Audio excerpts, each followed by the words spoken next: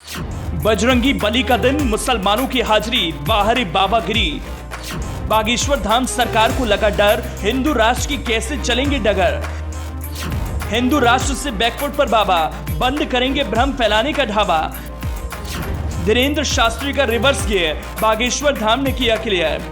तुम अपनी जलन बरकरार रखो, हम अपना जलवा बरकरार रखें। आज ये खबर जब बाबा बागेश्वर धाम सरकार के भक्त सुनेंगे तो बड़ा झटका लगेगा, क्योंकि बाबा तो अब रिवर्स गियर में हैं। लंबे समय से चर्चा में रहने के बाद बाबा ने वही तय किया जो उनके सामने सवाल थे। आखिर अब वहीं आ गए, देर आए दुरुस्त आए। एक कहावत बागेश्वर धाम सरकार पर सटीक है। लंबी लंबी बातें और सनातन धर्म के नाम पर बवाल करने वाले बाबा बागेश्वर धाम अब अपने कदम पीछे खींचने लगे हैं। सुर्खियों में आने के लिए विवादों से समझौता करना सही तो नहीं है, लेकिन बाबा को भी पता चल गया कि यही ट्रेंड है। इसीलिए बाबा ने भी उसी और धार बढ़ा दी जिस और वो उसे ले जाना चाहते थे।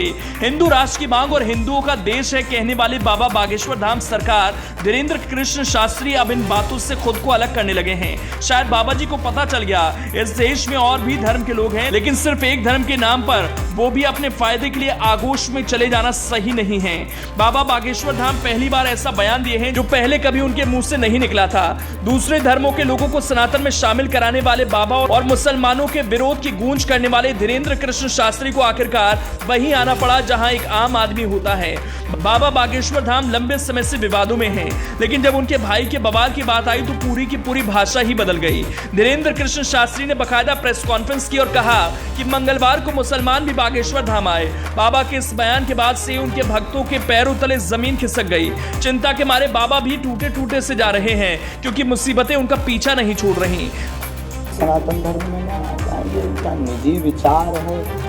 हमारे यहाँ तो हम उस धर्म से हैं जहाँ वसुदेव कुटुंबकम की चर्चा की जाती है, और हमारे यहाँ तो सबका स्वागत है। और उनको हम एक बार प्रार्थना करेंगे कि मंगलवार को वो बागेश्वर धाम आवे। बागेश्वर धाम पर कोई कट्टरता नहीं है, बागेश्वर धाम पर हर पंथ के लोग मिल जाएंगे, और हमसे बहुत पर्सनली हर पंथ के।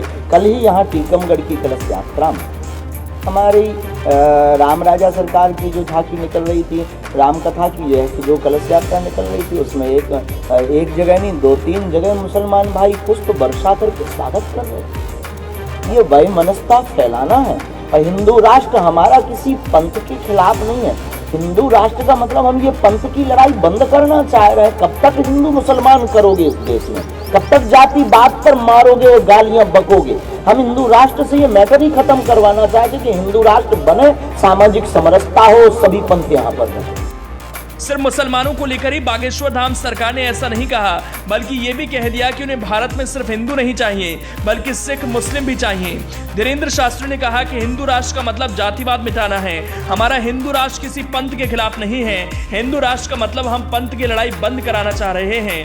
बागेश्वर धाम सरकार के इस बयान ने घनघोर चिंता पैदा कर दी है। पहली चिंता तो उनको होगी जो हिंदू राष्ट्र की मांग कर रहे थे, दूसरी चिंता उनके भक्तों को होगी।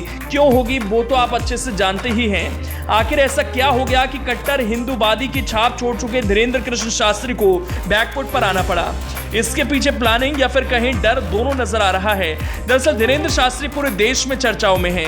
यहां तक कि मुस्लिम धर्म गुरु भी उनकी कथा को बैन करने की मांग कर चुके हैं। तो दूसरी तरफ धीरेन्द्र शास्त्री के बयानों के संत समाज भी कहीं ना कहीं विरोध कर रहा है। लेकिन जब भाई शालिग्राम में दलित परिवार की शादी में तमंचे लहराए तो मामला सारा का सारा उल्टा हो गया, क्योंकि धीरेन्द्र शास्त्री जवाब देते हार रहे हैं। दलित समाज के लोग उनके धाम के घेराव की तैयारी में हैं। ऐसे में विवाद घिरता देख और ऐसा ना हो कि सरकार को एक्शन लेना पड़े, धीरेन्द्र शास्त्री ने अपने स्वर ही चेंज कर दिए और कहते फिर रहे हैं कि उनके बागेश्वर धाम में मंगलवार को मुसलमान लोग भी आए, उनके भी पर्चे निकालेंगे, हाजिरी लगाएंगे। खैर जो भी हो, मतलब तय है कि बागेश्वर धाम सरकार की मंशा धीरे धीरे बदलने वाली है। कानूनी हंटर से बचने के लिए बाबा ने यह जाल बिछाया है, कहीं वो फंस ना जाए, क्योंकि धीरे धीरे उनके बयानों का विरोध फैलता जा रहा है।